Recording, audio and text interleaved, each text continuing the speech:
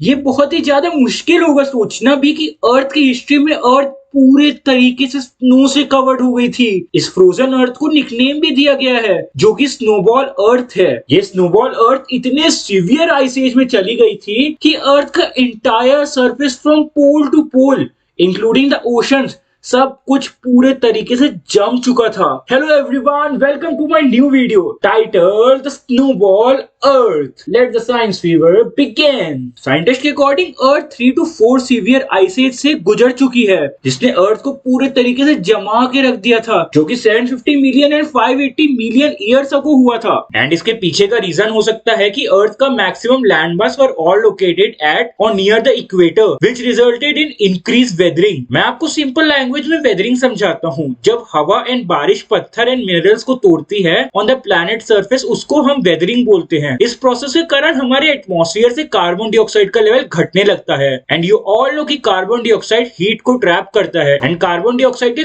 घटने के कारण हमारे प्लैनेट अर्थ से हीट स्पेस में जाती है एंड प्लैनेट ठंडा होने लगता है। एंड एक बार प्लैनेट ठंडा होना शुरू हुआ एंड ओशंस फ्रीज होने लगे, फिर ओशंस और भी ज्यादा सनलाइट को रिफ्लेक्ट करने लगेंगे एंड अर्थ और भी ज्यादा ठंडा होने लगेगा। जो आइस जो कॉन्टिनेंट के वहां पे फॉर्म होती है वो वेदरिंग के प्रोसेस को स्लो कर देती है and atmospheric carbon dioxide level and temperature दोनों को राइज करने में हेल्प करती है। हालांकि hundred of millions of years ago Earth के land mass were located near the equator without the land masses at the poles for ice sheet to form on and the weathering and cooling cycle continued plunging the earth into a deep freeze. Scientist के estimate के हिसाब से average global temperature -50 degree Celsius पहुंच गया था ice as के दौरान, जो कि अप्रॉक्स 10 मिलियन ईयर्स तक रहा। इससे जो सबसे बड़ी प्रॉब्लम हुई थी वो थी कि वाटर इवेपोरेट नहीं हो पा रहा था because of the ice covered oceans and इसके कारण वाटर साइकिल पूरी तरीके से बंद हो गई। ये इंटेंस आइस एज धीरे धीरे खुद ब खुद खत्म हो गई।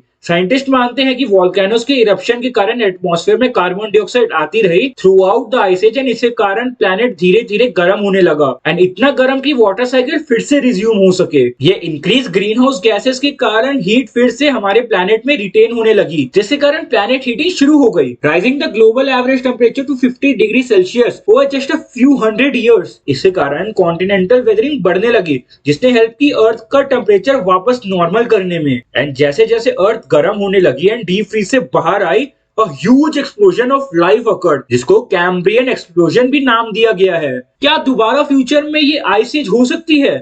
इसका आंसर है नो। एक्सट्रीम विंटर्स होने के बावजूद भी कॉन्टिनेंटल आइस शीट फॉर्म होगी जो कि कॉन्टिनेंटल वेदरिंग को रोक देगी एंड कार्बन डाइऑक्साइड को अलाउ करेगी to build up in the atmosphere, जिसके कारण जमने की जगह अर्थ का टेम्परेचर ठंडा होगा। Thank you everyone for watching my video. Meet you all in the next video. Bye bye.